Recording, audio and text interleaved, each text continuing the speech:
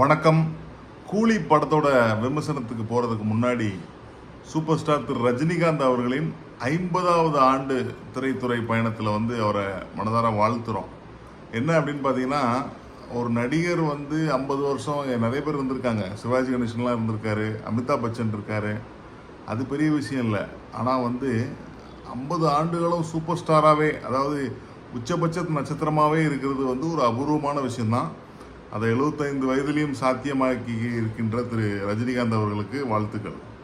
So இந்த படத்தோட positive என்ன அப்படின்னு பார்த்தீங்கன்னா, அஃப்கோர்ஸ் ரஜினிகாந்த் அவர்கள்.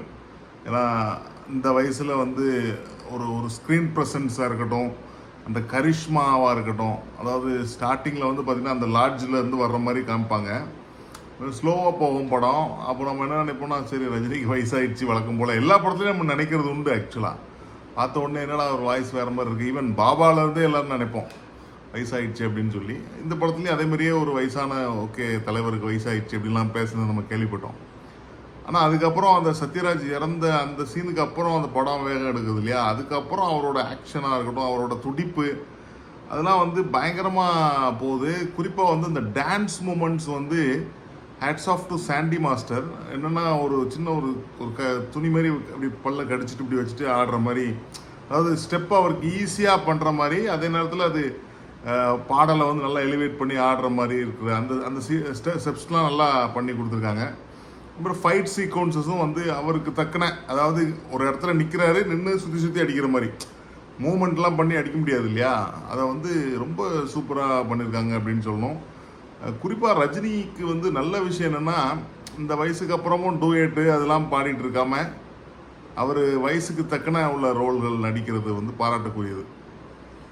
என்னென்னா அவரோட பொண்ணு இருக்குது, அவங்க ஒய்ஃப் யாருன்னே காமிக்கிறது இல்லை, அந்த வாழ்க்கை அப்படி தான் போதை தவிர, ஸோ அந்த வயசுக்கு ஏற்ற அந்த வேடம் நடிக்கிறது ஒரு பாசிட்டிவ் தான். குறிப்பாக நான் சொன்ன மாதிரி ஸ்க்ரீன் ப்ரெசன்ஸு, அதுலேயும் அந்த ஃப்ளாஷ்பேக் சீன்ஸில் வரும்போது அந்த ஆரா இருக்க, அது பயங்கர கூஸ்பம்ஸ் மூமெண்ட்ஸாக நம்ம தேட்டரில் பார்க்குறோம். ஸோ அடுத்த பாசிட்டிவ் என்னென்னு பார்த்தீங்கன்னா, லோகேஷ் கனகராஜ் அவருக்கு ஒரு நல்ல ஒரு வாய்ப்பு அப்படின்னு சொல்லலாம். ஏன்னா மாநகரமில் அப்படி ஒரு அருமையான ஒரு படைப்பு, கதை, ஸ்க்ரீன் பிளே அவ்வளோ சூப்பராக பண்ணியிருப்பார். அப்புறம் கைதி அவருக்கு ஒரு உச்சத்தில் இருந்தது, ஒரு மெயின் ஸ்ட்ரீம் ஹீரோவாக கார்த்தி. அதுக்கப்புறம் மாஸ்டர் அப்படி இப்படின்னு வந்துச்சு இல்லையா, லியோ அப்படி வந்தது. அப்புறம் விக்ரம் அவருக்கு ஒரு உச்சம் அப்படின்னு சொல்லலாம். ஸோ இந்த படம் சூப்பர் ஸ்டாரை இயக்கக்கூடிய ஒரு பெரிய ஒரு பொன்னான வாய்ப்பு அவருக்கு கொடுத்துருக்காங்க. அதை ஒரு கதையில் நிறைய லேயர் கொண்டு போயிருக்காரு. அதாவது ரஜினிக்கும் சத்யராஜுக்கும் ஒரு லேயரு, நாகார்ஜுனாவுக்கு ஒரு லேயரு, இந்த இதில் சௌபின் அவங்க ஒய்ஃபுக்கு ஒரு லேயரு, நாகார்ஜுனா பையனுக்கு ஒரு லேயர், அப்படின்னு தனித்தனி லேயராக போகுது படம். அதே மாதிரி அவருக்கே உரித்தான அந்த அந்த வின்டேஜ் ரெட்ரோ சாங்கையும் ட்ரை பண்ணியிருக்காரு. இதில் இந்த கல்லூரி வாசலில் வர்றதெல்லாம் எல்லா காலேஜ் அந்த பாட்டு ஃபைட்ஸுக்கு இடையில வர்ற மாதிரி, ஈவன் தோ அந்த லியோவில் ஒர்க் அவுட் ஆன கருப்பாகி ஒர்க் அவுட் ஆகிற அளவுக்கு ஒர்க் அவுட் ஆகலை, அதே அதை ட்ரேட் மார்க்கை பண்ணியிருக்காரு. அதுக்கப்புறம் ஃபைட்ஸு எல்லாமே அந்த ஆக்ஷன்லாம் பயங்கர ராவாக அவரோட இதை பண்ணியிருக்காரு. த்ரூ அவுட், அதாவது எப்படி சொல்கிறது, அவரோட பங்கு அவர் பண்ணியிருக்காரு அப்படின்னு சொல்லணும். அது எதில் கோட்டை விட்டாரு அப்படிங்கிறத நான் சொல்கிறேன். அடுத்த முக்கியமான பாசிட்டிவ், இந்த படத்தோட மியூசிக் டைரக்டர் அனிருத் சொல்லலாம். அனிருத் ஒவ்வொரு பாடல்களும் தெரிக்க விட்டுருக்காரு. குறிப்பாக மோனிகா பாட்டெலாம் தேட்டரே ஆடிச்சு அப்படின்னு சொல்கிற அளவுக்கு இருந்தது. அப்புறம் அந்த பவர் அரங்கமாக திருட்டுமே ஏலமாக அவரோட வாய்ஸ் தான் தேட்டர் ஃபுல்லாக வழிநடுக கேட்குது.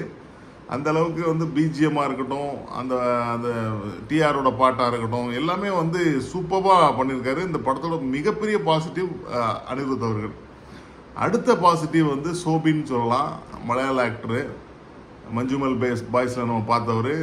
ரொம்ப அற்புதமான ஒரு ஆக்டிங் சொல்லலாம், ஒரு மிரட்டலான ஒரு ஆக்டிங் அப்படின்னு சொல்லலாம். அந்த அளவுக்கான ஒரு கேரக்டர். அந்த மோனிகா பாட்டில் அவர் டான்ஸ் ஆடியே பயங்கர ஃபெமிலியர் ஆகிட்டார் ஆல்ரெடி. பட் ஆக்டிங்லேயும் மிரட்டிருக்காரு இந்த படத்தில். இந்த ரோலுக்கு ஃபகத் ஃபாசில் தான் கேட்டாங்கன்னு சொன்னாங்க. கண்டிப்பாக அதுக்கு செட்டே இருக்காது. இவருக்குன்னே டெய்லர் மேடாக செஞ்சு வச்ச ரோல் மாதிரி இருந்தது. ரொம்ப அருமையான பெர்ஃபார்மன்ஸ் சொல்லலாம். அவரோட ஒய்ஃபாக வந்தவங்களும் கண்ணை உருட்டி பயங்கரமாக நடிச்சிருந்தாங்க. அடுத்த பாசிட்டிவ் கிங் நாகார்ஜுனா அவர்கள்.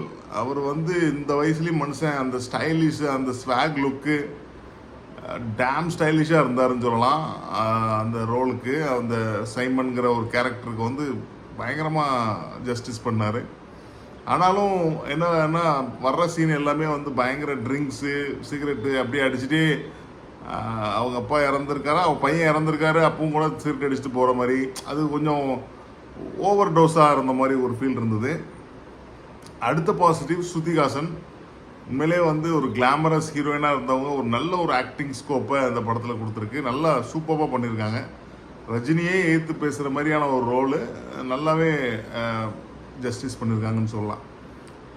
அடுத்தது வந்து பார்த்திங்கன்னா சத்யராஜ் சார். சத்யராஜ் வந்து பார்த்திங்கன்னா ஃப்ளாஷ்பேக் சீன்ஸில் அவர் சூப்பராக இருக்கார். எப்போவுமே அவர் டோப்பாக வச்சு தாடி வச்சுட்டாலே சின்ன வயசாக மாறிடுவார். நம்ம கனா படத்துலேயே அதை பார்த்துருப்போம். ஸோ இதுலேயும் அவருக்கு பெரிய டிஏஜிங்லாம் தேவையில்லைன்னு நினைக்கிறேன். நல்லாவே இருந்தார். அதுமாதிரி அந்த சயின்டிஸ்ட் லுக்கு அந்த ரோல்லையும் ப்ளஸ் அந்த வில்லன்ட்ட காதில் வந்து பவர் ஹவுஸ்ன்னு சொல்கிற அந்த சீன் எல்லாமே நல்லா பண்ணியிருந்தார் அப்படின்னு சொல்லலாம். அப்புறம் வந்து உபேந்திரா அண்ட் அமீர் கான் 2 பேருமே வந்து பேன் இண்டியா மெட்டீரியலுக்காண்டி யூஸ் பண்ணப்பட்டிருக்காங்க. தேவ் டன் தேர் ஜஸ்டிஸ்ன்னு சொல்லலாம். ஜஸ்ட் ஒரு கேமியோ அப்பியரன்ஸ் தான்.